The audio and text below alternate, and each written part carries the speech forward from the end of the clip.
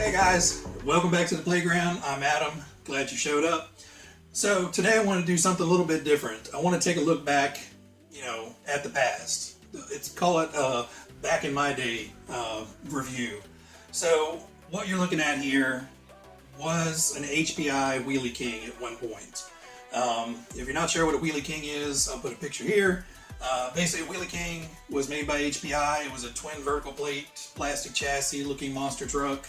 Had big balloony monster truck tires on there. And the way it was engineered was the motor was centered way up high, the battery was located in the back, and it was just a two-wheel drive, wheelie monster. It was cool, it was fun for, a couple weeks, and then, that's all it did was a wheelie. At the time, rock crawling was just something new, and it started out kind of West Coast and, typical rock crawling areas, and it finally got out here to the East Coast, and I got interested, what's a rock crawler? So did some research, and back then online research was, forums and an occasional site posting somewhere, but mostly it was just forums. You had to go in and see what the guys were building and how they were building them and what they were building them with, because at that time there were no off-the-shelf rock crawlers available. So basically what you did is you bought a kit that had some straight axles or something, a Cloudbuster, a Wheelie King, a USA 1. There's a whole bunch of, trucks that were scavenged for parts at the time. So I chose the Wheelie King because I already had one. And basically the Wheelie King was two-wheel drive, but really all you needed to do was add the gear set in the front end and the front drive shaft, and you had a four-wheel drive truck.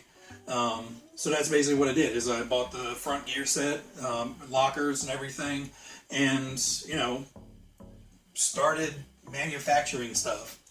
So I won't talk too much. I want to get you guys down a little bit closer, take a look, so I can show you up close of, how this thing came to be a pretty terrible rock crawler, but for the time, it was kind of pretty advanced, and especially for the amount of homemade parts that are on here. This is long before, I'll just order some CNC bits and, this custom CNC frame, and you had to make this stuff. It wasn't out there. All right, guys, let me take you in, show you a close-up look, and show you what it did. All right, guys, well, let's rip the body off. And as you can see, the original body had the post on the top, and now we went side post, because basically this is a twin vertical plate chassis, custom made. There's really not much Wheelie King left. The axles, the front and rear axles are Wheelie King, so nothing fancy, just a generic straight axle. Actually, not even anywhere near scale. I guess monster truck scale, because since it's so square. And it's hard to see. The transmission in there is stock. So I'm going to remove the battery, just so we can see a little bit better. But, back then, it was just zip tie it in. It'll be fine. All right. So now we can see a little bit better. So down there, this is actually the bottom of the transmission. So originally this would have been the bottom, and what is sitting horizontal would have actually been sitting vertical, and this motor would be sitting on top of all of that.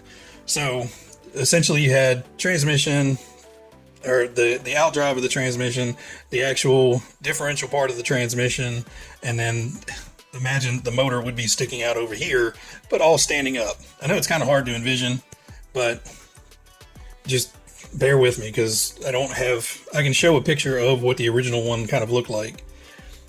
But essentially what I did is I had to take a flat piece of aluminum stock, just 1/8 inch aluminum, and copy parts of the original transmission, and then I clocked the motor, 90 degrees out from where it was. So instead of sitting on top of the transmission, now it basically sits beside the transmission, and that allows us to rotate the entire transmission assembly sideways. Really convoluted way of doing it. Underneath you can see some of the mounting hardware that's mounted into the transmission, and then that transmission bracket down there is bolted in with those 4 bolts. Now, again, we didn't have off-the-shelf custom aluminum standoffs, so these are actually just acrylic, 1/4 inch acrylic pieces that were machined out to act as a battery tray, and are tapped to accept bolts coming through the sides to hold everything together. Now, moving from there, we'll take a quick look at the chassis plate. So this chassis plate is 100% just rough designed and rough cut by me. Basically what I did is I sandwiched 2 pieces of aluminum sheet together, made some paper template, glued that down, and then put it on the scroll saw, cut out the main shape, the interior shape, the cool flames. Basically this was weight reduction and cool factor, nothing more really. Then just went and drilled all the holes, you know, and back then we knew nothing about geometry, and I knew nothing what this was going to look like in the end. I was just going on rough pictures of what they looked like back then, and this is kind of what a lot of them look like. So now we had 2 plates, we have them screwed together, and then I had to worry about suspension rods, or the suspension links, and shocks. I want to say these are off of a Savage. I can't even remember. It was one of the big gas monster trucks. But huge amount of travel, real stiff springs because they were for a gas-powered monster truck. So I initially put it together and I went to start putting it together and I had no idea what I was going to use for mounts. So the keen-eyed of you will notice that those are Stampede, or any Traxxas truck really, drive shaft ends. So they work great because they actually pivot as the suspension flexes. And we'll get into the whole suspension flex thing here in a minute. But it allowed this mount to pivot with the shock to keep the shock from binding up. So another kind of custom one-off. One thing I did read about and learn about is you could take the carbon fiber arrow shafts, and the inside of here is a little aluminum insert that is threaded on the inside, and that was what you would glue into the arrow shaft to put the broadheads and stuff on, which worked out great because I could put a little bit of oil thread in there and thread on a actual Traxxas heavy duty link. And I believe these were T-Max links. I'm not 100% sure, pretty sure, because at the time I had a T-Max, so I would have had some of these parts on hand to kind of play with. And again, more T-Max parts. The front and rear drive shafts are actually left and right outer shafts for a T-Max. Work great. They have a little bit of shaft movement into them, but not a whole lot. Heavy duty U-joints, much stronger than, any other Stampede or anything we had. So that got everything connected from transmission to rear end and got us kind of moving along. So again, we knew nothing about geometry when we were building these things. So, what you got was like, oh my God, man, look at all that flex. But, that flex came at a price because it's hard to see. But, when that thing is fully flexed, there you go. When that thing is fully flexed, this tire is now in line with that tire back there because it just has so much, the entirety of everything is allowed to flex and move.